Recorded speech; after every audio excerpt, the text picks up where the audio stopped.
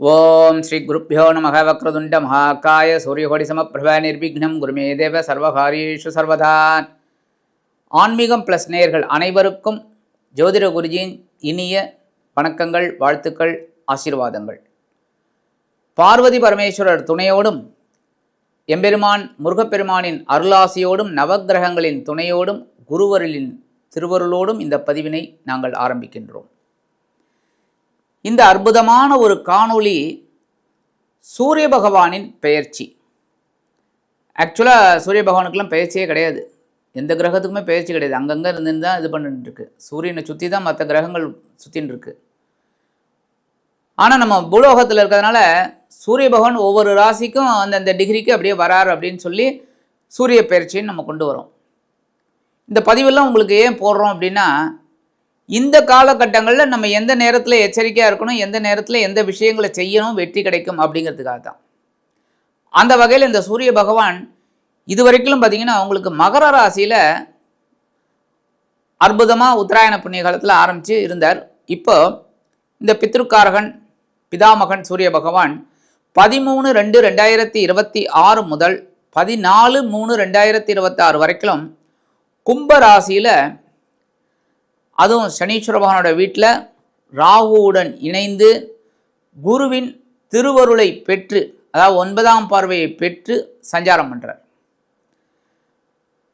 அந்த வகையில் இந்த சூரிய பகவான் 13/2/2026 முதல் 18/2/2026 வரைக்கும் செவ்வாய் பகவானின் அவிட்டம் நட்சத்திர காலில் ட்ராவல் பண்ணுறார். அதுக்கப்புறம் 19/2/2026 முதல் 3/3/2026 வரைக்கும் ராகுவின் சதயம் நட்சத்திரத்தில் ட்ராவல் பண்ணுறார்.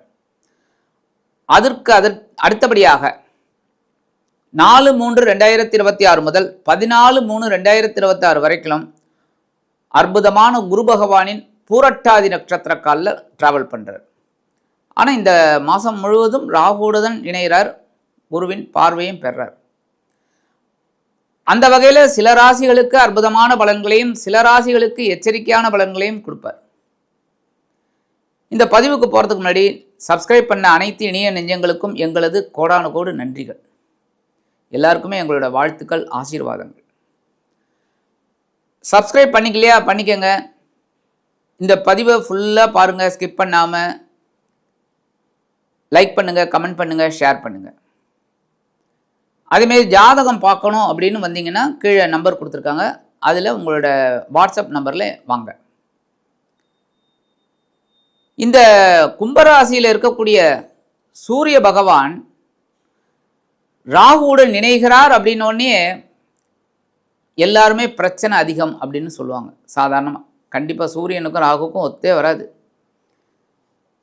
ஆனால் நிறைய பேர் என்ன சொல்லுவாங்க அப்படின்னா, கண்டிப்பாக இது பிரச்சனைக்குரிய ஒரு இடம், அந்த இடத்துல இருக்கும்போது பிரச்சனைகள் தான் எல்லா ராசிகளுக்குமே. சில ராசிகளுக்கு நல்லது இருந்தால் கூட நிறையா ராசிகளுக்கு கெட்டது தான் அப்படின்னு. ஆனால் இதில் ஒரே ஒரு ட்விஸ்ட் என்னென்னா, இந்த குருவோட 9ஆம் பார்வை அங்கே விழுது. எப்போவுமே குருவுக்கு பார்த்திங்கன்னா 5, 7, 9, இதில் 7ங்கிறது ஸ்ட்ரைட்டு, 5, 9 ரொம்ப விசேஷம், ஏன்னா சைடு. அப்போ இந்த 9ஆம் பார்வை அப்படிங்கும்போது அற்புதமான பலன்கள் கண்டிப்பாக கிடைக்கும் நிறைய பேருக்கு. சில ராசிகள் கொஞ்சம் எச்சரிக்கையாக இருக்கணும். அந்த வகையில் இந்த கும்பராசியில் சஞ்சரிக்கும் சூரிய பகவான் ஒவ்வொரு ராசிக்கும் என்னென்ன பலாபலன்களை கொடுக்க போகிறார் அப்படிங்கிறத பற்றி நம்ம இப்போ பார்ப்போம். இப்போ இந்த பதிவுக்கு போகலாமா? அன்பான மீன ராசி நேயர்களே, இந்த அருமையான காணொலியில் நம்ம பார்க்க போகிறது சூரிய பகவானின் அற்புதமான ஒரு பயிற்சி. உங்களுக்கு சூரிய பகவான் அற்புதம் தான், ஏன்னா பகைருண ரோகாதிபதி. எப்போவுமே உலகத்தில் 2 விஷயத்தில் நம்ம ரொம்ப கேர் எடுக்கணும். என்னென்னா நெருப்பு, அடுத்தது பகை. நெருப்பு ஃபுல்லாக அணைஞ்சு க்ளோஸ் ஆகிடணும். கொஞ்சம் இருந்தால் கூட மறுபடியும் பற்றிக்கிறதுக்கு வாய்ப்பு இருக்குது. அதேமாரி பகையும் பார்த்திங்கன்னா கொஞ்சம் இருந்தது அப்படின்னாலே அது மிக பிரம்மாண்டமாக வளர்ந்து அதே நமக்கு திரும்பும். அதனால் உங்களுக்கு பகைருண ரோகாதிபதியே இந்த சூரிய பகவான் தான். உங்களுக்கு பகைமையே இருக்காது. ஏன் பகைமையே இருக்காது? 99% நீங்கள் அவாய்ட் பண்ணிடுவீங்க, அதை விட்டு வெளியில் வந்துடுவீங்க. பகைமையே இருக்காது. ஏன்னா உங்களுக்கு பூரட்டாதி நட்சத்திரம் 4ஆம் பாதம் தான். அவங்க அப்படியே இந்த ஒரு மகான் மாதிரி போயிடுவாங்க. சண்டைக்கெல்லாம் போக மாட்டாங்க, வம்பு வழக்கு எதுவுமே இருக்காது. 90% அப்படியே போயிடுவாங்க. அடுத்து உத்திரட்டாதி கேட்கவே வேண்டாம்.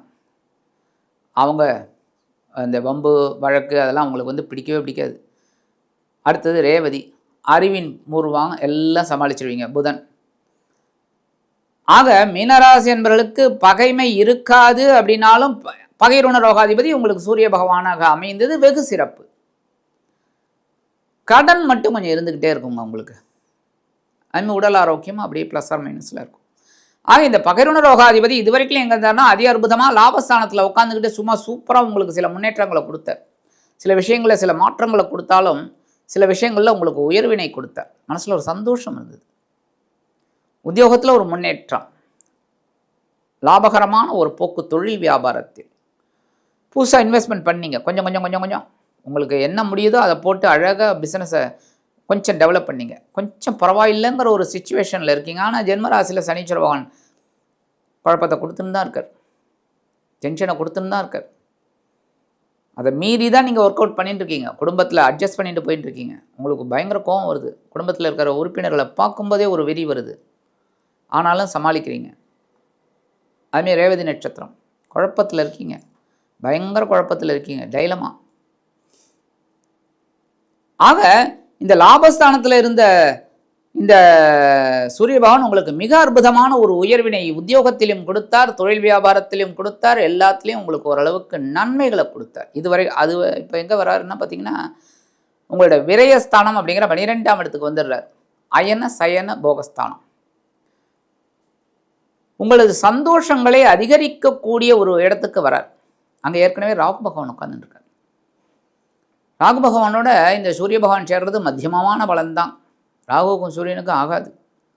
ஆனாலும் ரெண்டு பேரும் சேர்ந்துட்டு அங்கே இருக்கும்போது குருவோட 9ஆம் பார்வை அங்கே விழுது பெரிய ட்விஸ்ட். ரொம்ப சந்தோஷம். ஏன்னா குரு தான் அங்கே வந்து உங்களை காப்பாற்றிட்டு இருக்கார். ரொம்ப அற்புதமாக. விரயஸ்தானம் அப்படிங்கும் போதே என்னென்னா, விரயம் அப்படின்னாலே அது 2 விதமான விரயம். எப்பவுமே பகல்னு இருந்தால் இரவுன்னு சொல்கிறோம்ல, அதுமாரி சுப விரயம் அசுப விரயம். அதுவும் சுப கிரகம் உங்களை பார்க்கறதுனால சுப விரயங்களாக உங்களுக்கு கிடைக்கும். குரு பார்க்கறதுனால சுப விரயங்களாக அமையும். சொத்து சுகம் உண்டாகும். வீடு மனை வாகனம் அதெல்லாம் வாங்கணும்னு நினச்சிருந்தேன்னா வாங்கிடுவீள். அதுமாதிரி சில பேருக்கு புதிய பிதுரார்ஜித சொத்துக்கள் உங்கள் கைக்கு வரதுக்கு வாய்ப்புகள் இருக்குது. ரொம்ப நாளாக சில விஷயங்கள் தள்ளி போயிட்டு இருக்கு. அந்த விஷயங்கள்லாம் இப்போ டக்கு டக்கு டக்கு டக்குன்னு ஒன்றன் பின் ஒன்றாக அப்படியே நடக்கும். அதுவே உங்களுக்கு பெரிய மாற்றத்தை கொடுக்கும். இந்த நேரத்தில் தனவரவு எவ்வளவு இருந்தாலும் செலவுகளும் அதிகரிக்கத்தான் செய்யும். தந்தையாரோட உடல் ஆரோக்கியத்தில் கவனமாக இருங்க. தந்தையாரோட மருத்துவ செலவுகள் ஏதாவது இருந்ததுன்னா கரெக்டாக மெயின்டைன் பண்ணிக்கோங்க. அதே சமயம் உங்களது மூத்த சகோதர சகோதரிகள் மூலமாக ஒரு சில செலவுகளை நீங்கள் ஏற்றுக்கொள்ள வேண்டி வரலாம். பிப்ரவரி மாதம் 19ஆம் தேதியிலேருந்து பிப்ரவரி மாதம் 28ஆம் தேதி வரைக்கும் கொஞ்சம் கவனமாக இருங்க. ஏன்னா செலவுகள் அதிகரிக்கக்கூடிய ஒரு காலகட்டம். அது ஏதாவது ஒரு செலவு. உத்தியோகத்தில் வேலை சில பேருக்கு போயிடும். வேலைக்கு ட்ரை பண்ணுற மாதிரி இருக்கும்.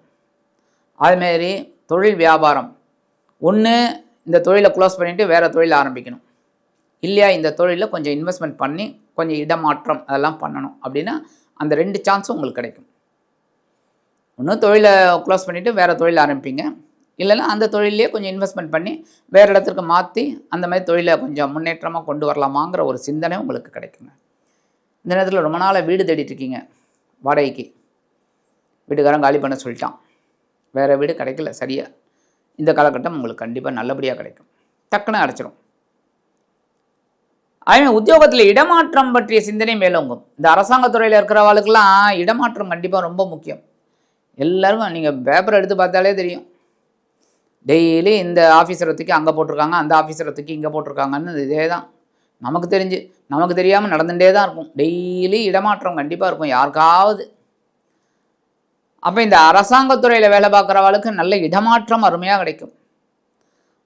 உடல் ஆரோக்கியத்தில் கொஞ்சம் கவனமாக இருங்க. ஏன் அப்படின்னா மருத்துவ செலவுகள் வராது, இல்லைன்னா மருத்துவ செலவுகள் எடுத்துக்கிற மாதிரி வரும்.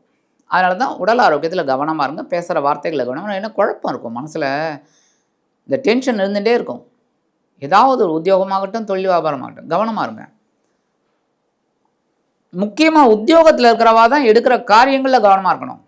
உத்தியோகத்தில் இருக்கிறவா தான். ஏன்னா அவங்க மேல் அதிகாரிகளுக்கு பதில் சொல்லக்கூடிய லெவலில் இருக்காங்க. இப்போ தொழில் வியாபாரம் அப்படின்னா நீங்கள் தான் ராஜா, நீங்கள் தான் ராணி, நீங்கள் தான் இளவரசர், எல்லாம் இளவரசி, எல்லாம் நீங்கள் தான். அப்போ நீங்கள் டிசைட் பண்ணால் போகிறோம். ஒரு 10 நாளைக்கு லீவ் விட்டு போங்கடா, நீங்கள் தான் சொல்லலாம். ஆனால் இதே உத்தியோகத்தில் இருக்கிறவன் சொல்ல முடியுமா? 10 நாள் நான் லீவ் விட்டு ஊரை சுற்றிட்டு வரேன்னு சொல்லலாமா? ஒன்று லாஸ்ட் ஆஃப் பே, ரெண்டாவது அவன் வேலை பலு அதிகமாகிடும், முக்கியமான வேலைகள்லாம் நின்று போயிடும். அப்போ மேலதிகாரிகளோட கோபத்துக்கு ஆளாக நேரிடலாம். அப்போ உத்தியோக மாற்றம் அமைஞ்சிடும். அப்போ நம்ம லீவ் போட முடியுமா? உத்தியோகத்தில் இருக்கிறவா முடியாது.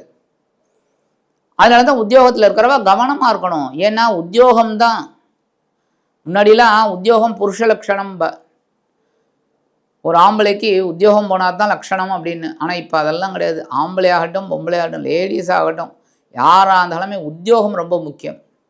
ஏன்னா எதுக்கு இந்த உத்தியோகம் அப்படின்னா, இந்த பகுத்தறிவுன்னு சொல்கிறா பற்றியெல்லாம் நிறைய பேர். அது பகுத்தறிவு கோயிலுக்கு போய் சாமி கும்பிட்டா தான் பகுத்தறிவான். அது இல்லை, பகுத்தறிவு இல்லை. பகுத்தறிவோடு நம்ம யோசிக்கணும், கடவுள் இல்லை அப்படின்னு. அந்த பகுத்தறிவே கிடையாது. பகுத்து அறி அப்படின்னா கடவுளை நம்பு, கடவுளை வழிபடு, எல்லாமே நீ பண்ணிக்கோ. அதே சமயம் உன் முயற்சிகளையும் எடு. அப்போ தான் அந்த முயற்சி வெற்றி அடையும். இப்போ ஒரு படிக்கிற குழந்தை படிக்கணும், நன்னா படிச்சுட்டு சரஸ்வதி நமஸ்துபியம் வரதே காமரூபிணியம் அப்படின்னு அந்த ஸ்லோகத்தை சொல்லிட்டு போய் இது பண்ணால் கடவுளும் அனுகிரகம் பண்ணுவார். அந்த குழந்தையும் நன்னா எழுதும். வெறும் சரஸ்வதி நமஸ்துபியம் மட்டும் ஒரு 108 தடவை படிச்சுட்டு ஸ்கூலில் போய் உட்காந்து கிளாஸில் போய் உட்காந்தா எழுத முடியுமா? அங்கே தான் பகுத்தறிவுங்கிறது. நீ கடவுளை மட்டும் நம்பிண்டு நீ உட்காந்துன்னா உனங்களோட வேலைகள் ஆகாது. கடவுளை நம்பு, படி, கடவுள் உனக்கு கண்டிப்பாக அனுகிரகம் பண்ணுவார். கடவுள் மீறிய சக்தி எதுவுமே கிடையாது. உங்களை மீறின ஒரு சக்தி தான் கடவுள். ஆக அதேமாதிரி உத்தியோகத்துக்கு போகிறவாலும் அப்படி தான். காலையில் எழுந்தோடனே பகவானை வேண்டிட்டு இந்த உத்தியோகம் நல்லபடியாக இருக்கணும், நீங்கள் நல்லபடியாக வேலை செய்யணும், நல்லபடியாக வேலை செய்யணும், முதலாளிக்கு நல்லபடியாக விசுவாசமாக இருந்துட்டு வரணும் அப்படின்னு நினச்சிட்டா தான் அந்த உத்தியோகம் சிறப்பாக அமையும்.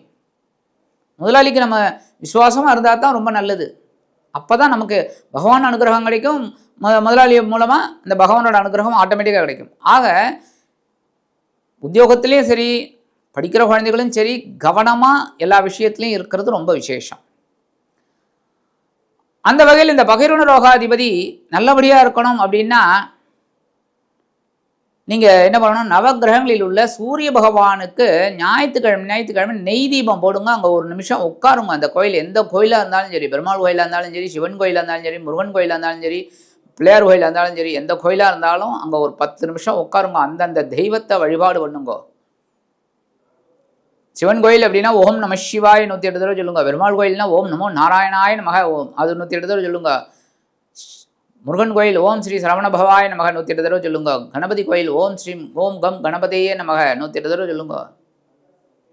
ரொம்ப ரொம்ப அற்புதமான பலன்கள் உங்களுக்கு கண்டிப்பாக கிடைக்கும். ஆக இந்த சின்ன பரிகாரம் நீங்கள் பண்ணுறதுனாலேயே உங்களது பகைருண ரோகாதிபதி சூரிய பகவான் உங்களது விரயஸ்தானத்தில் ராகுவுடன் இணைந்து குருவின் 9ஆம் பார்வையை பெற்று அதி அற்புதமான சுப விரயங்களை ஏற்படுத்தி கொடுப்பார் என்று கூறி விடைபெறுகிறேன். நன்றி, வணக்கம். மீண்டும் ஒரு அருமையான காணொளியில் உங்களை அற்புதமாக சந்திக்கிறேன். வாழ்த்துக்கள்.